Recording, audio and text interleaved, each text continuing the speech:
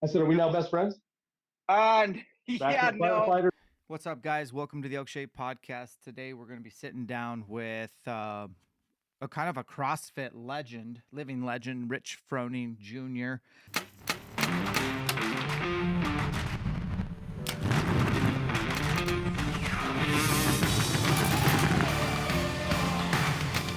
Yeah, this is gonna haunt you, at least until they got you.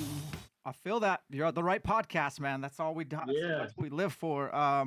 Well, being in a public eye, having a massive following, winning the games, people know you. So I tip my hat to you to hunt public land and roll with a Froning Farm sticker on your rig. That's truly like It was a little bold.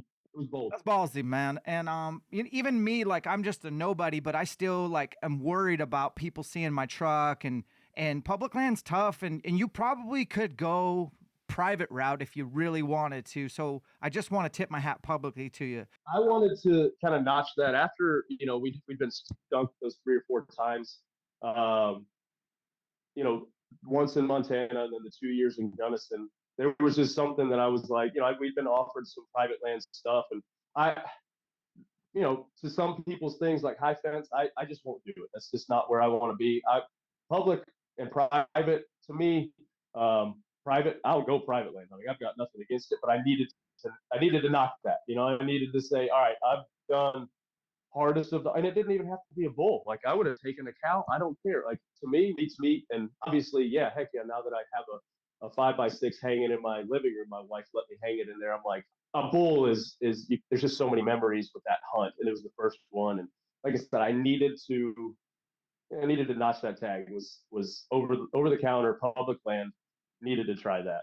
No, I get that, man. But let's be real. Like you post a dead animal on your social, it's going to be good, but there's going to be, there's going to be a bunch of people that CrossFit that probably eat meat. They're just not down with killing their own meat or whatever. So what's that journey been like for you? I've enjoyed it. Like a lot of people shy away. And my deal is, I've always heard if 50% of the people like you and 50% hate you, then you're doing good. But obviously, you don't want people to hate you. Right. But to me, it's like I feel, and I've made this last post, the second to last post that I made. I think that's what really pissed people off. But it was like, hey, if you're a vegetarian or vegan and you're against hunting, I don't agree with you, and that's the problem in this country. We don't have to agree, but we can respect. Somebody like I respect that you don't want to eat meat. I'm going to eat meat. We can be on mutual, footings here. I said what gets me is the people that eat meat and are against hunting. Not if they eat meat and don't hunt, like that's your own. But if you're against hunting, and I said they were cowards. Well, man, I just encourage you to keep shining positive light in a sector that probably hasn't been exposed to much. I appreciate what you're doing. I would not forgive myself if I didn't bust your balls on this podcast. I watched a video No problem. of of you elk hunting in Colorado, and I don't know when I saw it, but it was years ago. But I didn't know you yet, and I was like, if I get a chance, I'm gonna make fun of Rich. You brought to elk camp an assault bike and 100-pound dumbbell. Biker. Okay, and it's the middle of the day, and you're doing a WOD, a workout of the day, and I'm like, man, either he's doing it right or he's doing it wrong. So now, do you bring equipment to elk camp? Is that Tell me what you got going on there. Let me preface that. All right. So the only time I ever worked out on an elk hunt was that day, because the one day they were like, hey, if you sit at a wallow for 8 or 9 hours, I guarantee you'll see something. And so we sat for 8 or 9 hours. And so I had to do something. Gotcha. So it was more of like, we've brought equipment every time, and that's the only time it's ever been used. but the sled work for sure, but the hip mob, and then the thing that you said was like falling. Like I've never really thought of it that way, but like at the end of the day, I carry my bow a very specific way when I'm elk hunting, anticipating falling, like just losing your footing, and it happens almost every day. This year when I fell, I I bent my sight on my bow the day that we killed. And so the single pin, it has kind of the pin is here, and then it has this metal piece that's supposed to brace it from falling either way. I look down, and this thing is turned off cam, like completely messed up. And so I eyeballed it back into position. And so just to think back, that was just another piece of, it was meant to be for this elk, to go down. Man, it was like, you don't think about that when you're carrying, a gun or carrying a bow, like you fall, like it is what it is. You can't. And so trying to figure out, all right, if I'm going uphill, like side hilling, where do I carry my bow? Because you switch hands. I mean, Yep. this hand gets burnt out, this one, takes over. And so, and there's just things to think about. And, those things are hard to, how do you add that into training? I don't know if you really do. But even adding carrying in your bow into some step ups and stuff like that, just to, to be more natural where you're carrying it and how you're carrying it. Yeah, man, it's like boxes that you got to get checked that or serve you well. Did you just say you're training for the Masters? Did I just hear that right? So I have a goal of one championship in each age group. That's my, my selfish goal. I don't know if I'm going to skip the 35 to 40 and wait till 40, or if I'm going to try this year and see if I can get my shoulder and knee healthy, which we're trending in the right direction, and I'll do the qualifiers. And if everything falls into place, then I'll do it.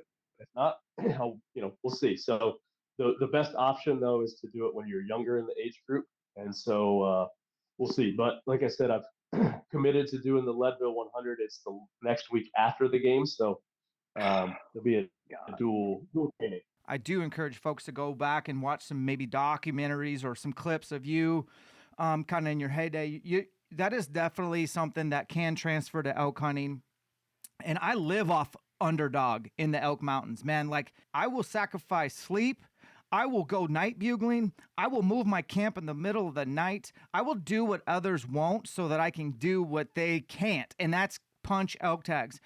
And you have that mentality in CrossFit, at least from the outside looking in, man. Like, I have not seen anybody still to this day show up with that Rich Froning fire, man. So it's, how cool has it been to express that in the mountains? I mean, yeah, I think that's what I love about it and hate about it is, for years I've been able to maybe not outwork people, but work harder to have a better opportunity at the goal. And you still, with elk hunting, you work harder and you have a better opportunity. Sometimes it just doesn't pay off, like we've worked hard. I worked just as hard the 2 previous years that we went solo. I don't count the first year in Montana because just for me it was guided and I wasn't really doing much of the tactics. The last 3 years have been us coming up with what the plan is and doing any and everything we can to punch the tag. And so, man, there's just something about a competition that you work harder and you don't, it doesn't happen, like it was a hard pill for me to swallow the first year. Like it was just, this is something different, and not necessarily does hard work always pay off, but like usually you're going to have a better opportunity, and to just not have the opportunities, there's a little bit of there's just something to it, man. It's just something that keeps pulling you back. It's hard to describe. Like, I don't know. There's just something to it. Like it attracts the same type of people, and that's the beauty of CrossFit as well.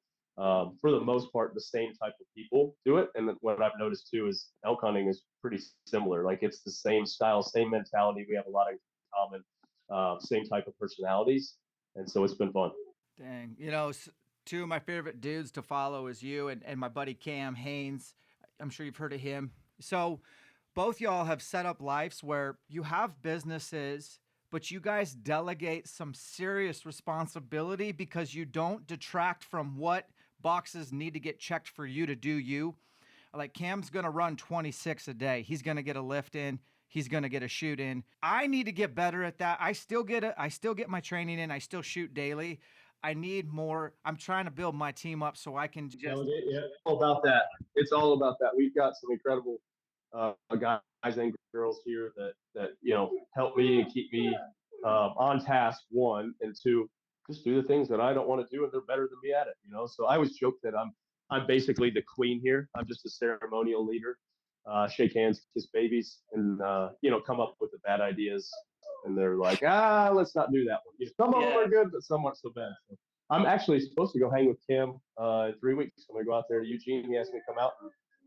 We've texted back and forth, but never really been met face to face. So I'm really looking forward to that. Look forward to.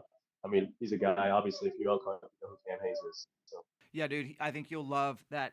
He's low key for sure. He's low key, but oh man, he listens to this podcast. So Cam, what's up, buddy? I'm gonna talk some trash.